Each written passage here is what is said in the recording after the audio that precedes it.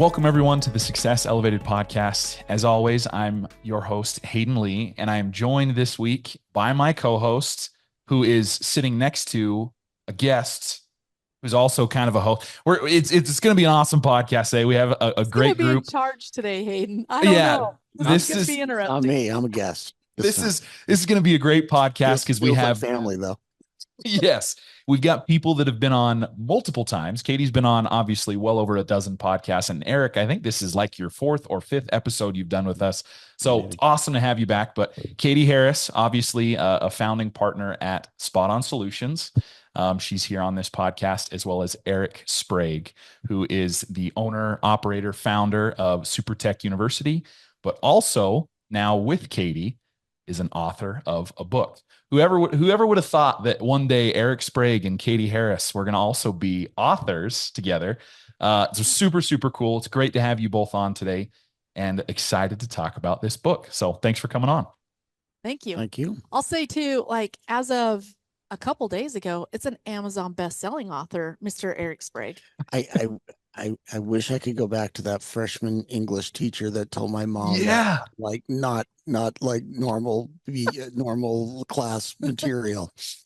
oh, it's so You great. just want to go to everybody you know and be like, I wrote a book. Stick it, lady. She was like so 80 awesome. then, so she's probably not around Probably anymore. not. Oh, it's awesome. Well, hey, But it's go ahead, true, Katie. Hayden. Like, I don't know. I think we met each other probably 12 years ago. And really, I think if you'd have said, hey, you two are going to write an Amazon best-selling book together, we might have both laughed. Oh, I would have known. No, I'm just kidding. Yeah, totally. I was a restoration contractor at that time. Like the idea of writing a book was absolutely insane to me. You know, I was just trying to do jobs and get paid. Oh, yeah. Well, the book is called The Road to Seven Figures. And I think I want to start by asking both of you. Katie, obviously you wrote a section, and Eric wrote several sections in this book, but I'd love to start, and both of you can answer this because I'm just genuinely curious. Because I hear of a lot of people, hey, I want to write a book. I want to write about this. I want to talk about this.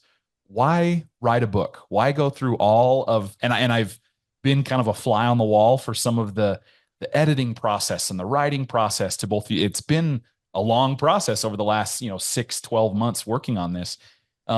Why write a book? Why go through the hassle to do it? Either one of you can start with this, however you want to go about it, but I'd love to hear why do this? Why write a book? All right. Well, first of all, I'm just super grateful that Eric asked me to help because this is really his baby that he had the outline for it. And it was really like, hey, I have a roadmap that I want to share with people. And so thanks for inviting me to be a part of it. It's been awesome to be a part of it. For me, my heart and soul is actually in journalism. So that's where I started as a writer and as a journalist. And so whenever I can write stuff, I think there's so much power in the written word. And beyond that, for me, it's like we're talking about something we're both really passionate about. So when you walk into our office at Spot On Solutions and Get Found First, there's a big mural up on the wall that says elevating people and businesses. It's everything we're about is elevating people and businesses. And for me, the opportunity to write this book is able to do that on just such a bigger scale because it really is a roadmap to success, to seven figures and really beyond. It's the roadmap to success. So for me, it's super fulfilling to be able to put that into words and put it into people's hands and say, take it into your business and grow. Yeah. For me, Hayden, it was born out of the frustration.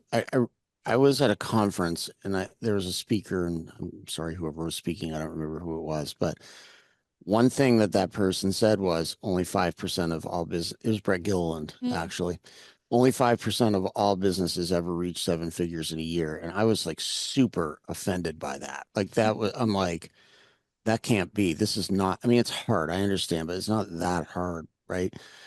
But then I started looking at myself and it's like, well, if I didn't go get coaching and surround myself with people who know what the roadmap, it's a roadmap, right? If I didn't go seek out the roadmap, I probably wouldn't have either, to be honest. Like at first I was judgmental. I'm like, come on, and then I'm like, oh man, if I didn't go get help, I probably would be pushing a carpet wand today instead of writing a book, and there's nothing wrong with pushing a carpet wand, but if you're going to, I'm a believer, if you're going to do something, let's do it. And Yeah. if I start a business, I want to make some money, Yeah. right? And I don't mean that in like the greedy way. It's like, let's be good at what we do. And so I started that thought, that sat in my head for like 2 years. And then simultaneously, I'd started a coaching practice almost accidentally, to be honest. And I saw lots of my clients getting to like five or $600,000, and they would just stall because they didn't understand what it took to get to that next level that gets them to 1 million, 2 million, 3 million. And, I was like, I can only coach so many people in a month, right? I Yeah. can only touch Mhm. so many people. But if we wrote a book, and I immediately thought of Katie, I didn't tell her for quite a long time, actually. And I'm like, if we have a book and we have a roadmap, we can touch way more people than I could ever coach. And that's really where it started. I can't even tell you on. So that's interesting because you've never said that to me before. I didn't know you'd thought about me before, but when I look back over time, I can't tell you how many conversations Eric and I have had over the years about why only 5%? Like, what can we do? How can we help people win? It's what we do every day in our business, right? We're trying to drive Yeah. leads to people's companies to help them grow. And Eric's on the phone, help them coach them and set up their systems and build their team. And so we just, like, honestly, to me, it kind of breaks my heart that somebody that puts their money and their family on the line and their dreams out there to just, they'll quit a job to go start a business, and that only 5% make it to $1 million. I'm like, we can do better. Yeah. There's a way to make that better. Well, and there's another step to that nobody talks about. Just because they made it to $1 million doesn't mean they have any profit, Yeah. right? Right. Yeah. You can make it 100%. to $1 million and have no money. You, Yes. you can make it to $10 million and have no money, right? So, my whole thing is like, I'm a numbers person at heart, Hayden. I'm a task-oriented person. It's like, what I would see is they'd be like, yeah, I have a 20% net profit. And I'm like, where's your pay? Oh, well, that's out of that 20%. And it's like, well, then you have no profit, right? And to me, you should get paid for what you do in the business, right? That's your job, right? I'm here every day, 10 hours a day or whatever. I should get a paycheck for that. That 20% is what I call hazard pay. I've taken risk way beyond having a job. To do this, I deserve extra. That's my hazmat. And that's my rainy day fund. That's my retirement. That's my whatever. And I just wasn't seeing many people with anywhere near that amount of profit, Yeah. which also offended.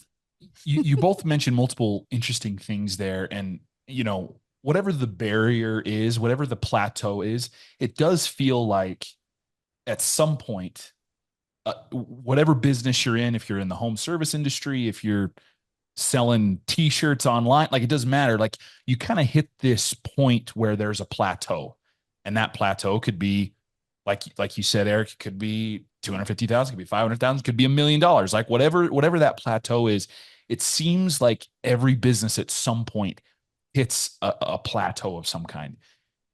Do you have any thought? And we're going to get more into the book and some of the details and the cool things you talk about in here, but I'd love to hear from one or both of you why you think that is. Is there I one can tell you reason why exactly everybody why hits a that is. plateau? What Yeah, what well, is it? this is what I see with contractors anyway. And Yeah. I'm sure Katie's, you could go further than that.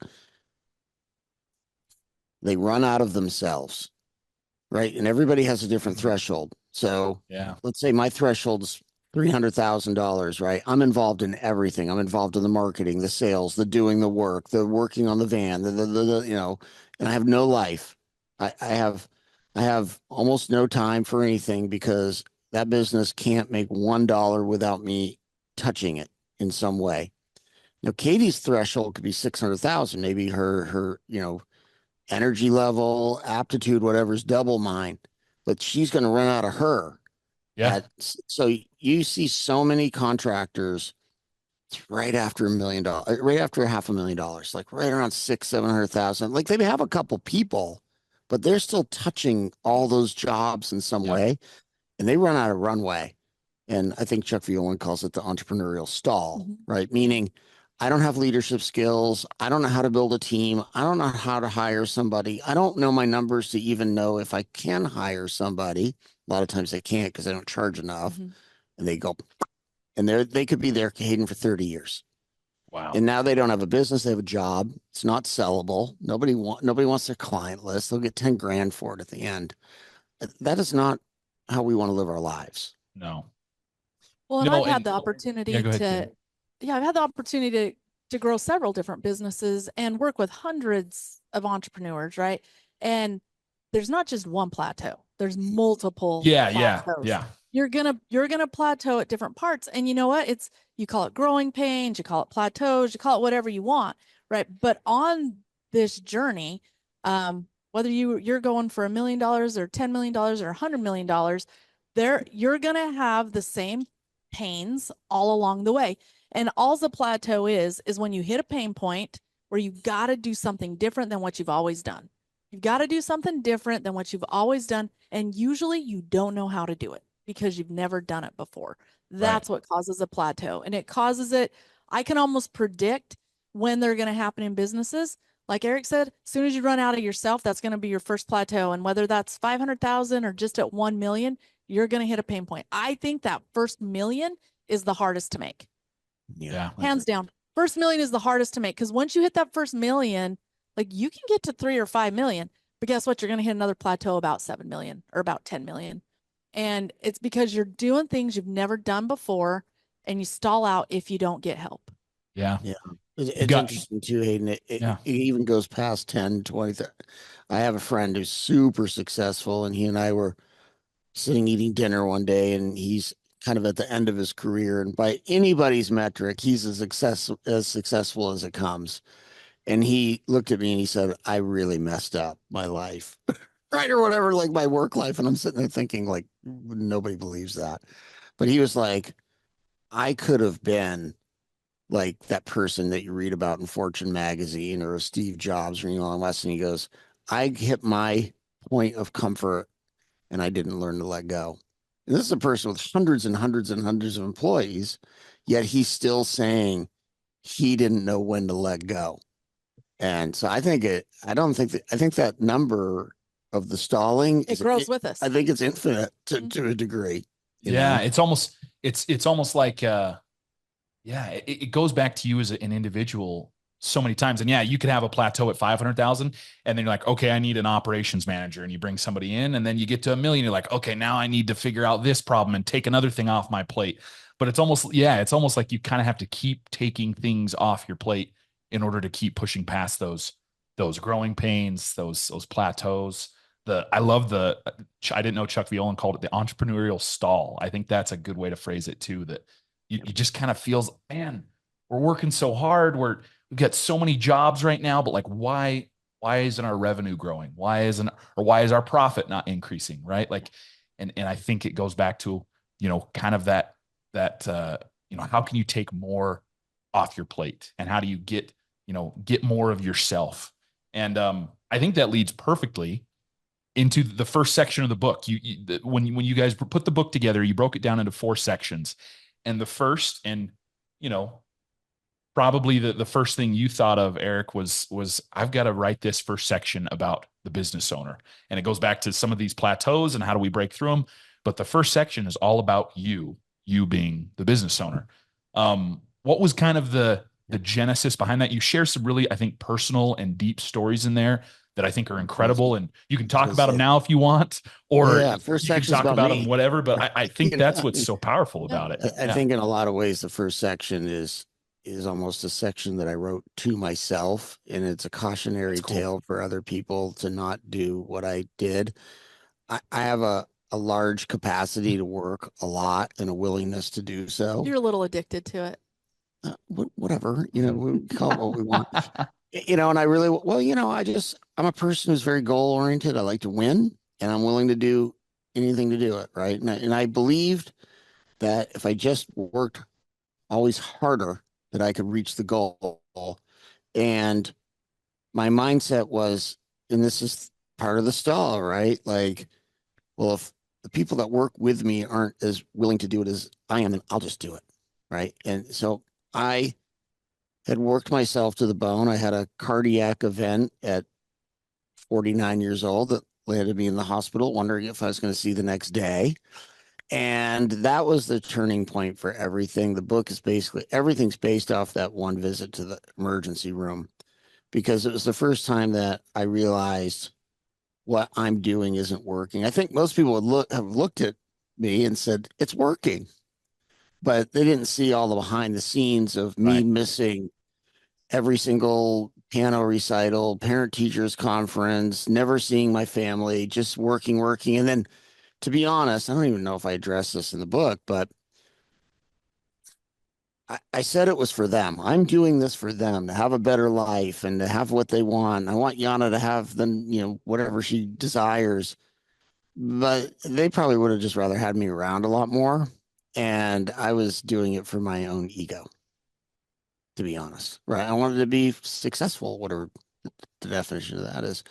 And then after I had the heart issue, I had to revamp everything how I did it. And then that was actually when our company got way better, because I'm rested, I'm happier, I'm Right. exercising. But it's so funny, Hayden. So I got in this good place. The business took off and we sold. And then I started Super Tech University and went right back to my old habits, which I'm right now trying to undo. And my default is just work hard instead of, well, I got to figure this out. Right. So, like, it's the same thing that Kay just said. It's just a different level. It's a higher level, but I'm Yeah. bringing me to the game. Yeah. So, I can't tell you how many times I've read the first section of the book. I didn't know a lot of the stories that he tells in that first section of the book until I actually read it. And I've said this, I'll say it a million times, but if all you do is pick up the book and read that first section, I think it's a game changer, because I think all entrepreneurs can see ourselves in it in some way. And Eric does a really beautiful job of telling what that felt like. Like, you can feel it and what it did to him personally, and the sacrifice that his family made for that to happen. Like, it is a cautionary tale, but it's something that I see business owners and managers and high performers doing every single day, all the time. And so, man, I read it, I've reread it, I've reread it. And then I heard him stand on stage and tell the story for the first time. And I didn't know he was going to do that on stage. You were at Howard Partridge Inner Circle. We were in Houston, and he gets up on stage in this beautiful theater. And I think it's going to be Eric's regular pitch, their thing that he does from the stage, right? I've heard it a time or two. And he stands up there and he starts telling about this experience of what it was like to sleep in a shop, and what it was like to miss his kids' events, and what it was like to be sitting on the side of the road thinking, I think this is it. I think this is I'm it. dead. And it's super compelling. So, I mean, go read it. And number one, know you're not alone in the journey, and know that when we take care of ourselves, right?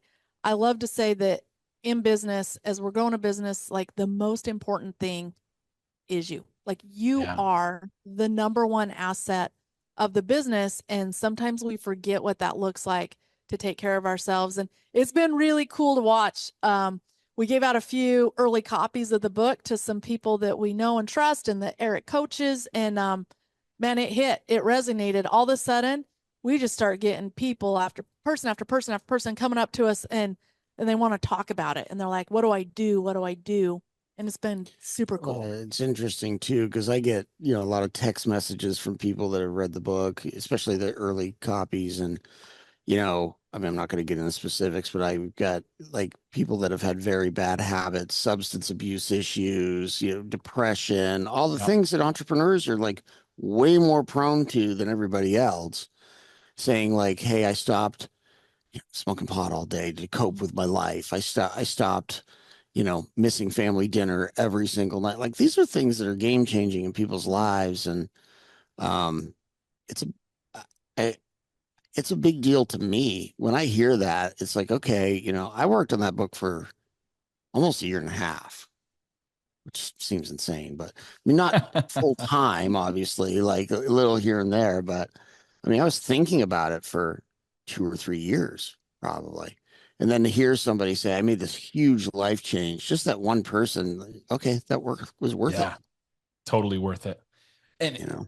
the coolest part, I mean, there's so many cool elements to the book, and especially that first section, but just the general concept about it, Eric, like entrepreneurship, if you are on the internet, as we all probably are to some extent more than others, but entrepreneurship is so much of the culture right now is hustle, grind, you're not working hard enough, get up earlier, stay, Yep. work later.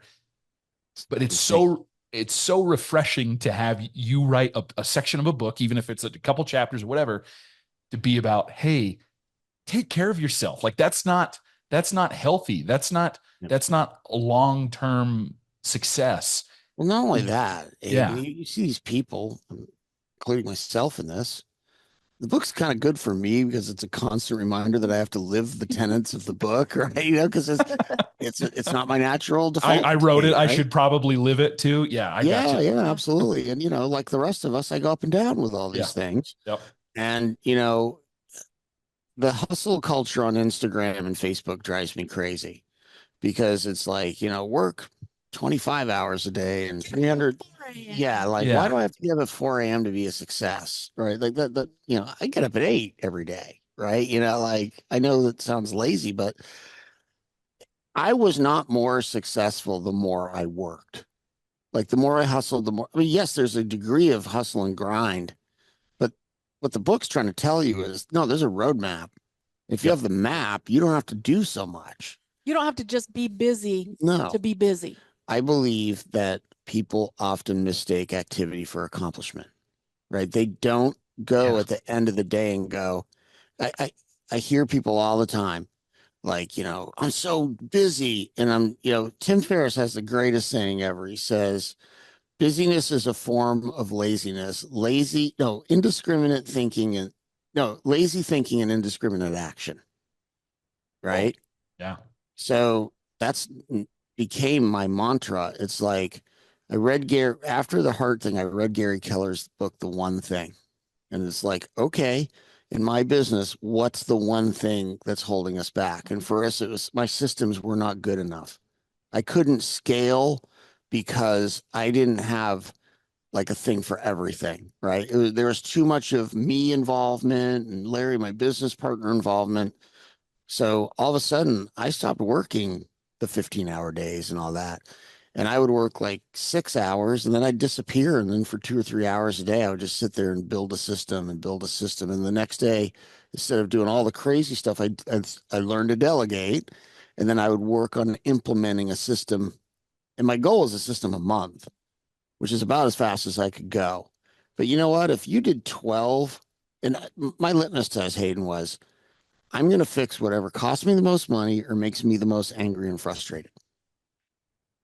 There Yeah, you I go. mean, like, I don't need to build a system about which way does the toilet paper go. Right? We can get to that point, but like if I have something that just on a consistent basis is like making everybody upset, wasting lots of time, costing lots of money, if I fix 12 of those things in 1 year, it probably wipes out like 80% of my Yeah. problems. You have a different business and Right? a different life. So everybody's like, "Oh my gosh, there's 2,000 things in my. How am I going to build a system for everything?" It's like, just build one at a time. You'll be Yeah. shocked how much it fixes. Yeah. Uh, The You know, the inverse way to maybe, and correct me if I'm wrong, Eric, but it feels like what you're saying relates again to kind of it's a section of the first section, but you talk about like energy management. Not necessarily as much about, granted, time management's important too, but what you're describing here is like, hey, I'm going to focus on the things that frustrate us and cause the most problems for us. That sounds like, hey, you're prioritizing based on like managing your energy. I can't well, fix everything all at once. So how do I fix the thing that bugs us the most, right? And that energy management was not something that I had heard of before. It was well, a different concept there. I don't know. I just thought that was really most of cool. us run out of energy before we run out of time. Mm-hmm. Yeah. Like I can Yeah. run on, I'm a person who can run on like 4 hours of sleep a night. Like I don't suggest that. I try not to do that now. Still not a great sleeper, but like I would literally for years, I just ran on 4 hours, right? So in my mind, I got 20 hours to grind. And the thing is that at 8 or 9 hours, I'm kind of already out of You're done. energy, and then I'm keeping going, right? And I'm that stress comes in many forms. It's not just worry. It's not, I mean, it could also be just, it's too much volume, right? And I started looking at my whole life and going, well, I want to exercise because I need to be healthier. But that's exercise is stress. It's good stress, but it can be bad stress too. And then my work is stress. And then not sleeping enough is stress. So I started adding up the stressors and saying, like, okay, what's the maximum amount of time that I could really effectively work in a day? It's about 5 or 6 hours. Like if I'm super focused and giving it Yep. everything I have, 5 hours ish, I'm done. Energy management. Nobody wants to hear that because they work 10, but if you started really time studying it, they waste all kinds of time in between. So Yeah. the 10 is really 5. And we justify that and make ourselves feel good about it by being like, I'm so busy. I'm so Yeah, busy. I I'm have busy. so much to Yep. do. And I think as entrepreneurs, we all play a little bit of the martyr game too. It's like, oh, only I can do this. Oh. See what I just did? And then we're like, oh, but I'm so tired. I'm the only one that can do it. So we put ourselves in a position where we're the only ones that can do this, and we go save the day, and we feel really good about that. And we get this hit of, oh, look what I did. I'm so great. And then we are the martyr, like, I'm so tired. Yeah. I call that the hero and the victim, right? And Yeah. I was the king of the hero and the victim. So I'd sit at my desk and there'd be a problem in the field, and I'd be like, I'm going to get in my truck and drive over to that job, and I'm the smartest guy in the room, and I'm going to save the day. So I would get there and do it and get the massive endorphin rush of being the smart one. And then I'd drive back to the office and sit with everybody in the office and go, poor me. They keep pulling me out here. And then there's like, oh, Eric, it's so tough being you. And now I'm getting another adrenaline rush of being the victim. Well, you can get addicted to that, right? And all of a sudden, that's now your identity. That's not scalable Or healthy. or any of the things. Yeah. Yeah. And I think this thing that we're talking about right here, that addiction to being, I guess, the endorphin rush or the being the smart one, that's the stall for most people. Don't you think? You agree with that? I think you mix in with that ego. Yeah. Well, You mix in the ego with the endorphin, right? Of like, I'm the person, I'm that person. And you're gonna have a problem. Yep. You're gonna have a problem. that's a great point. So as people are going through the book, let's, read that first section. Okay. We're going to figure out the you piece. It's going to help us break through some of these barriers.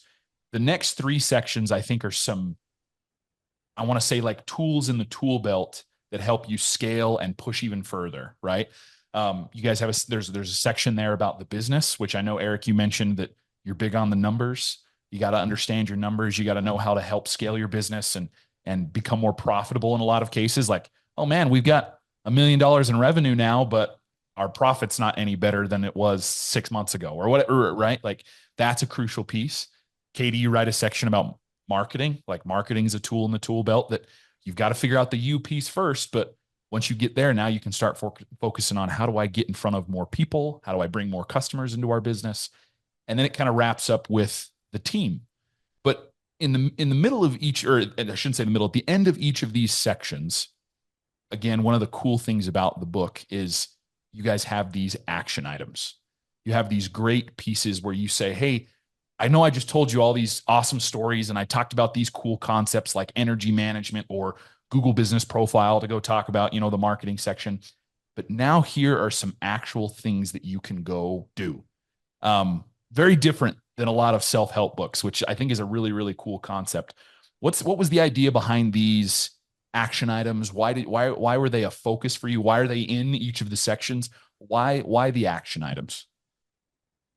Yeah, Hayden, I do one-to-one coaching with a lot of small business owners or business owners, and we end every call with what their action items are. I'm big on accountability, and if we don't have an actual something for me to hold you accountable to do for the next week or 2 weeks or whenever we meet again, we just wasted a great hour just having a chat. Yeah. I'm not into that. So we try to, we end every call with like, okay, these are your homework assignments. This is the things you need to work on. And at least in my head, Katie, you might think differently. I was like, I want to end every chapter kind of with, these are your homework assignments. These are the things you have to do, so that I'm a super practical and linear thinker. type person. Like, just give me the list and I'll start implementing. Yeah. Because I read all these business books or listen on, and I'm always like, okay, well, what am I supposed to do? You gave me all this theory. Like, Yes. Yes. that's great. Tell me what to do and I'll do. I'm an implementer. I might not always come up with the idea, but if you tell me what the action is that goes with it, I'll go do it. Yeah. Maybe to a fault. Yeah. So I hate to sit in a meeting and the meeting gets over and it's like, okay, what are we gonna do? Right? I hate to read a book and get to the end of the chapter, like, what did I just read? What am I gonna do? It's that whole idea of what's the next step? How can we keep moving forward? And so we put it in there for that reason. Mostly because I think it's like how we like to do things. Like I'm like, okay, tell me what's next, and I'm ready to go. And it just kind of pulls it all together. What we didn't expect when we did that, which has been really cool, is the people saying, okay, tell me more, right? Let's do that some more, which has led to some really cool retreats that we're doing on building a 7-figure business and beyond. And that's been a lot of fun when people are like, I'm in, like, I like it. This is me. I can see myself here. And to sit in a room with a small group and take those action items and put them into place and hold each other accountable, super fulfilling thing to do. Yeah.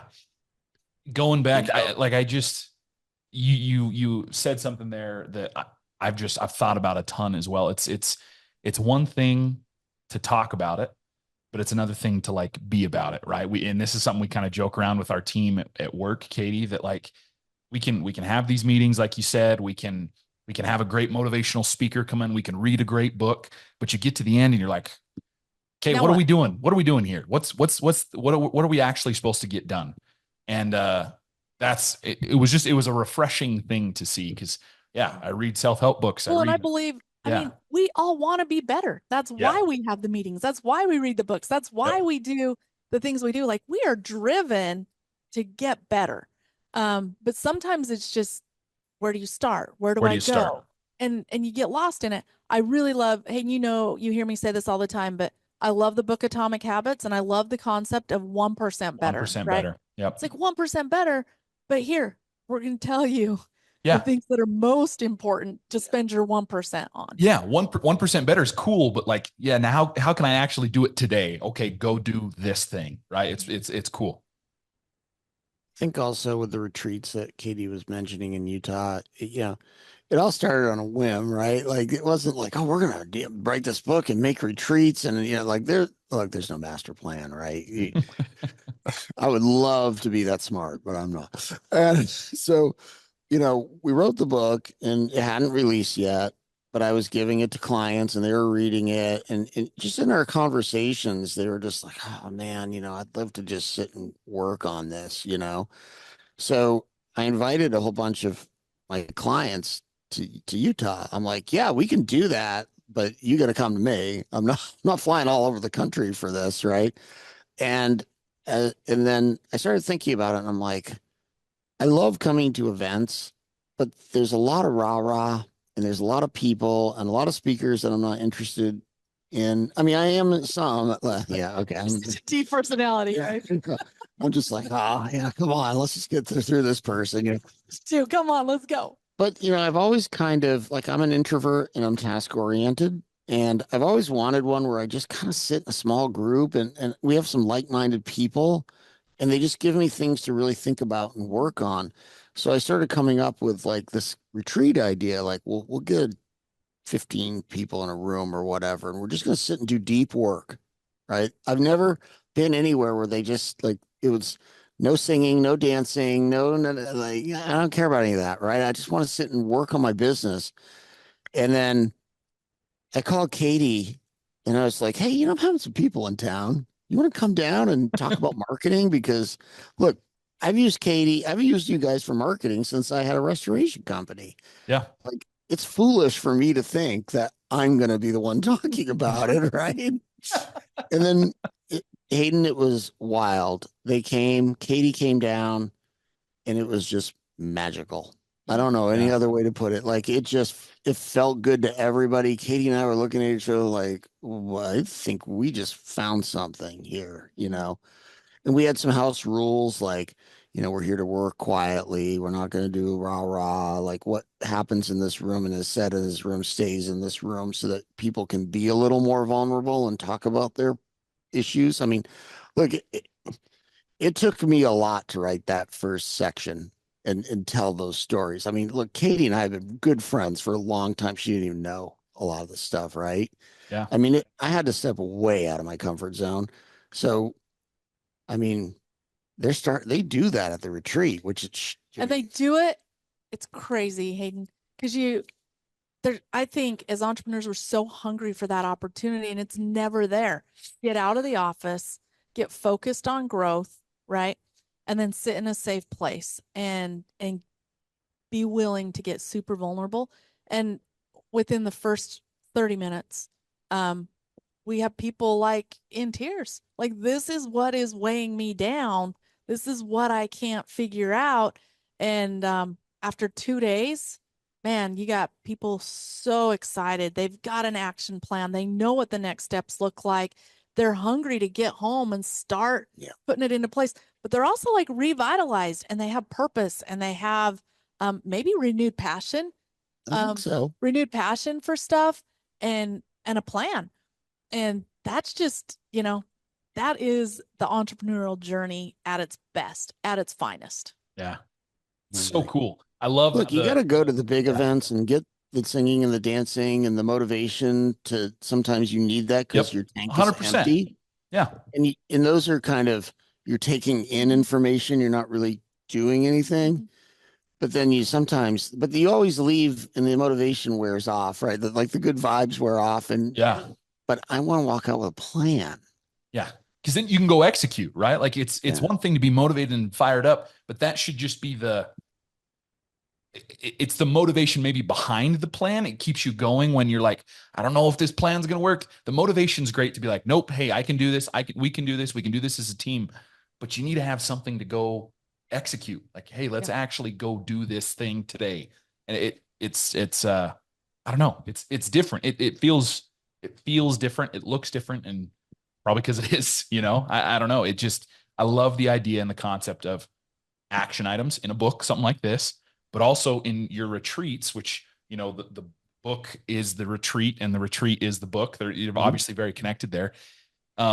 Like you go to a place where you're going to sit down with other like-minded people. You're going to get vulnerable, which again, I hate talking about the culture of entrepreneur. The culture of entrepreneurs is a whole other topic we could have, but that's not something that entrepreneurs like to do, right? It's get a little vulnerable, say, hey, maybe I'm making a mistake here. Maybe I need to humble myself a little bit. Like that's a cool and unique concept that we could spend a whole bunch of time talking about. But you're going to come to a place, you're going to get vulnerable with like-minded people, and you're going to leave with a plan. You're going to say, hey, here's how I'm going to be more profitable. I'm going to break through this barrier. I'm going to make $1 million, whatever it is. The fact that you can do that is, again, it's unique. It's not something you guys should take for granted. I that's what's so cool about what you're doing is, nobody else is really doing this. It's very cool. It's very cool. So, yeah. We talk about what Katie brought to the book because we keep talking about me. And not only did she write a quarter of the book, but her fingerprints are all over the rest of it because I'm always talking to her on the phone and we're just going back and forth about our experiences. So I don't feel Katie's getting Hayden enough due. Just so we're clear. He gets so much Katie in his daily life. He's like, let's not talk about that. Katie's mic's not even on, Eric. We're not even talking to her this whole. No, I'm just kidding. No, 100%. We need to dive in a little bit to that because what Katie and I do every day is talk to people about their marketing, which is something, especially in the home service industry, that people miss on. And they miss on a lot. And so the fact that, again, that you let Katie take a quarter of this book and say, hey, we're just going to talk about like digital marketing. We're just going to talk about how you're going to get in front of more people. It's cool. It's super, super cool. And again, Katie has action items. It's not just a cool concept to talk about. Oh yeah, you should, marketing's really important. Make sure you're doing it. Like, it's like, nope. Hey, here's some actual things you can go do to help grow your business.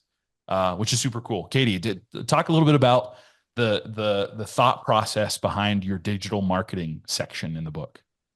Okay, so really, I'm just a dork, right? I'm just kind of a person. A little bit of And a nerd, a little bit of a a little nerd. bit of a nerd. Okay. I can get really, I can hear myself when I start talking about digital marketing, get like really excited. I'm like, you're such a dork. Like, you're such It's a funny. We were at dinner the other night, Hayden, with one of my clients, and Katie was like super nerding out on his digital, and he came to me after, and he's like, "That was awesome. I have no idea what she was talking about."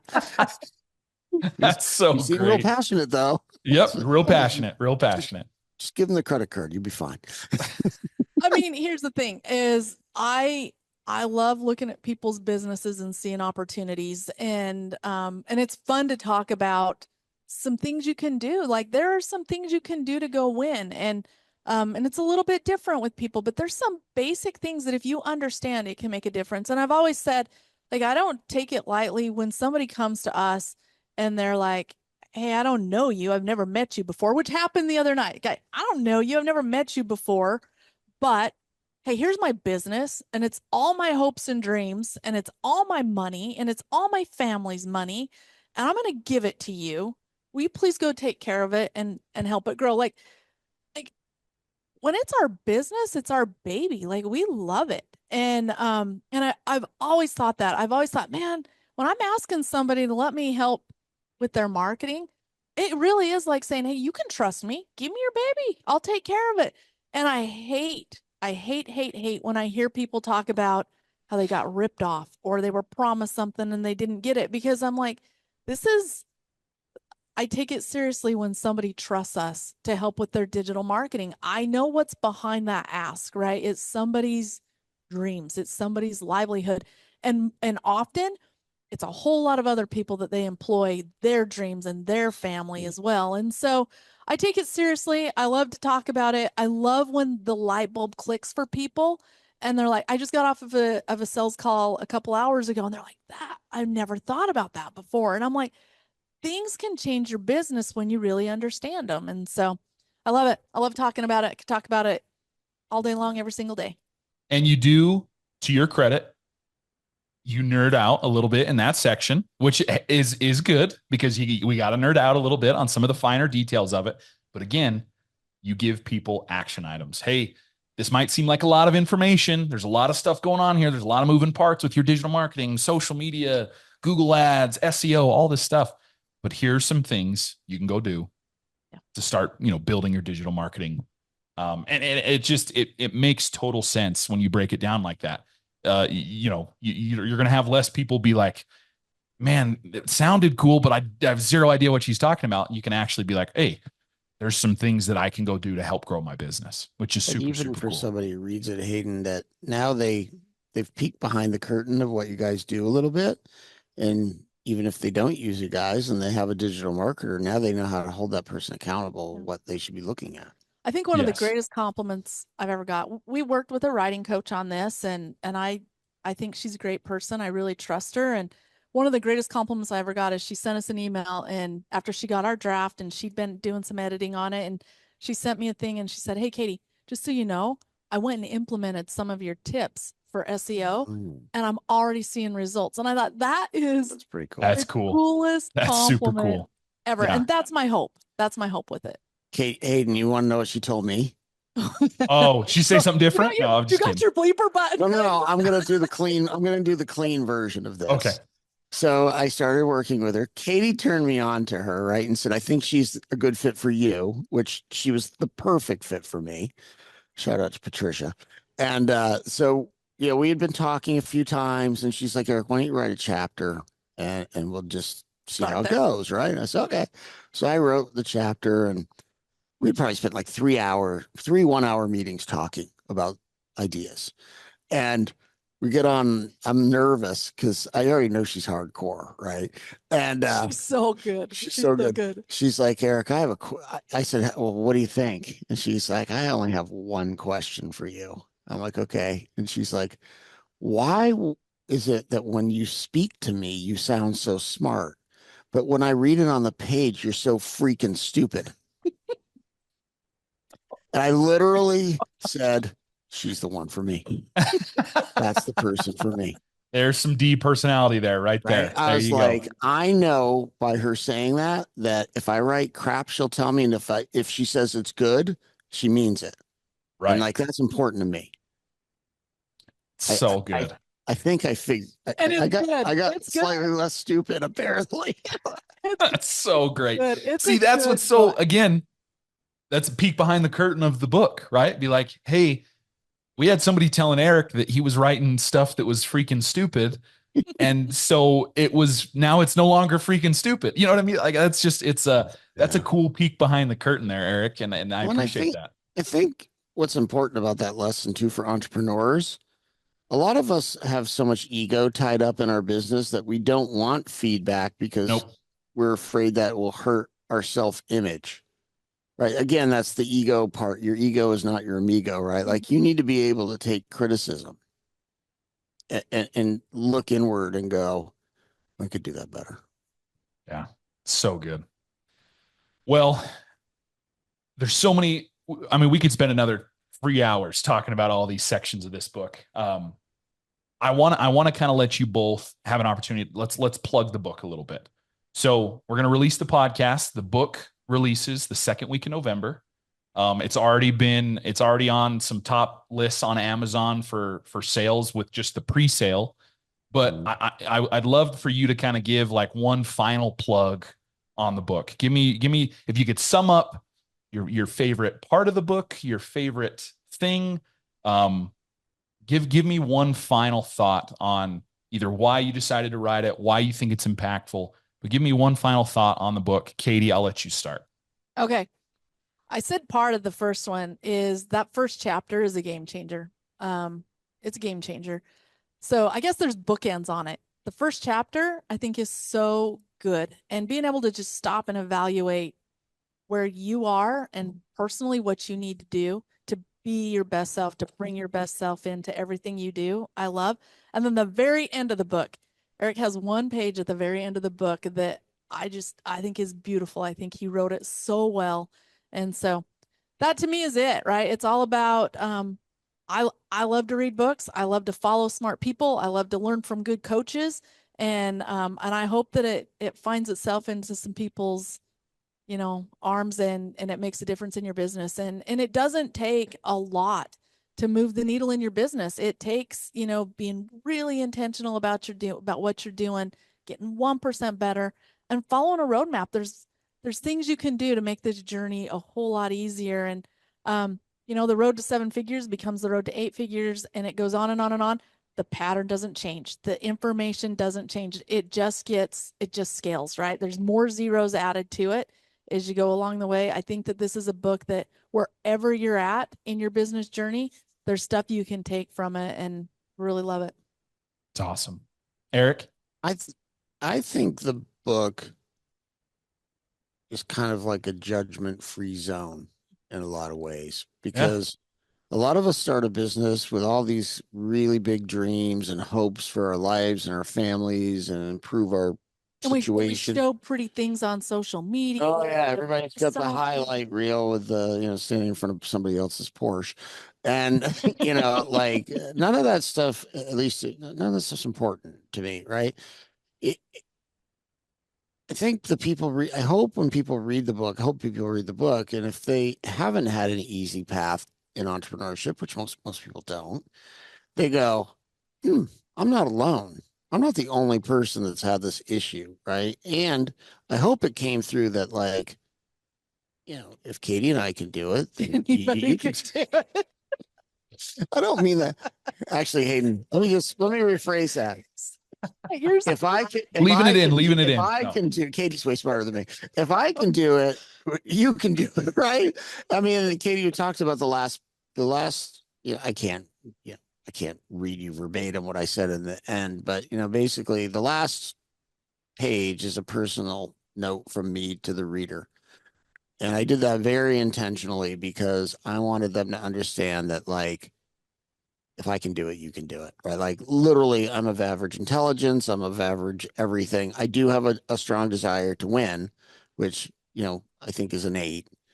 But literally anybody can be successful. And to be honest, I mean, if you have a smaller business that even is doing around $1 million, but you're doing all the right things and you're pulling in, look, a 20% profit on $1 million business, and you've paid yourself some sort of salary is more money than most people would ever make in their life, right? Yep. So Yep. you stack that year on year, and all of a sudden you're a millionaire, right? I Yeah. mean, it really, they don't think that way. It's like, oh, well, I saw on Instagram a guy who built a $150 million business in 5 years. Okay, that's all right. Hayden, that's another point. And I'll end on this. And I think this book speaks to the non-guru. This is the non-guru book, right? Like I don't like I know people who have built amazing businesses. They're incredible operators and marketers.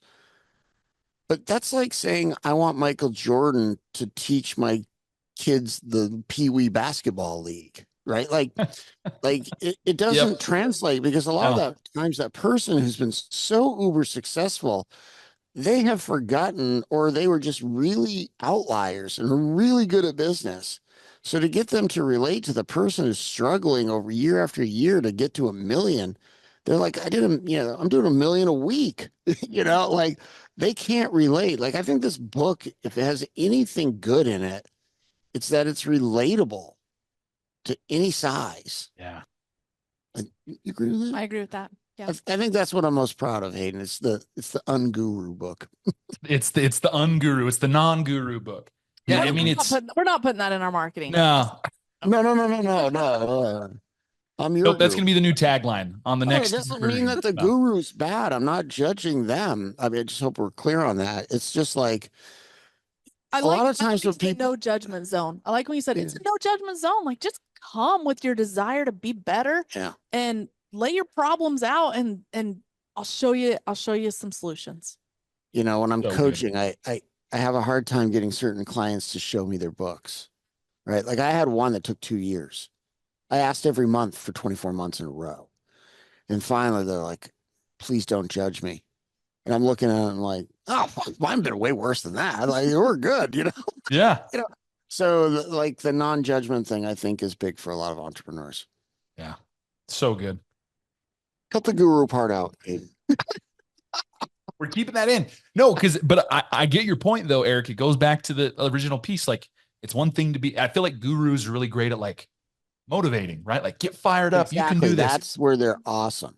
But a lot of times they miss out on the action items because in a lot of ways it came easy to them. There was some God-given talent there or something that just made them really good at business, but they're missing what you guys have at the end of the chapters, which is, hey, here are some actual things you can go do.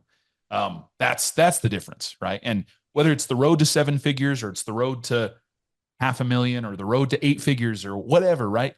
There are things in this book that you can apply, actual action items that will change your business for the better. And that's my, if I can give a plug, I don't own a business, but Katie said before, like I have some entrepreneurial tendencies for sure.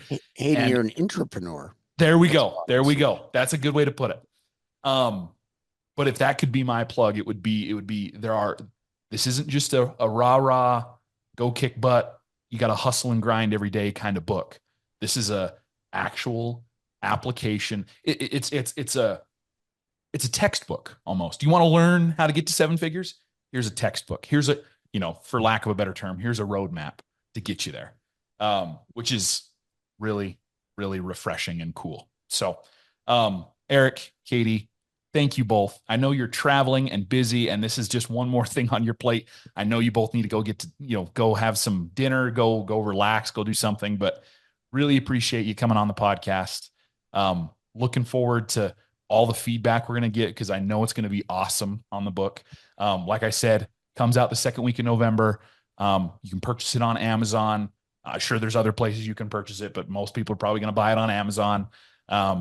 If people are interested in learning a little bit more, we'll make sure there's some information in the show notes that can let you know if you have any more questions on, you want to talk to Eric, you want to talk to Katie, you want to go to one of those retreats to learn more from them and maybe, again, meet some like-minded people and go build a plan that will help their business be successful. We'll have all of that information in the description below. But again, Eric, Katie, thank you so much. Thank you. Thanks, Hayden. This has been Success Elevated, making you a little bit better one show at a time. Thanks for joining us. Please subscribe on YouTube or any other major podcast platform to listen to more episodes. We are proudly brought to you by Spot On Solutions. If you'd like to learn more about how we can help you grow your business, please check us out at spotonsolutions.com.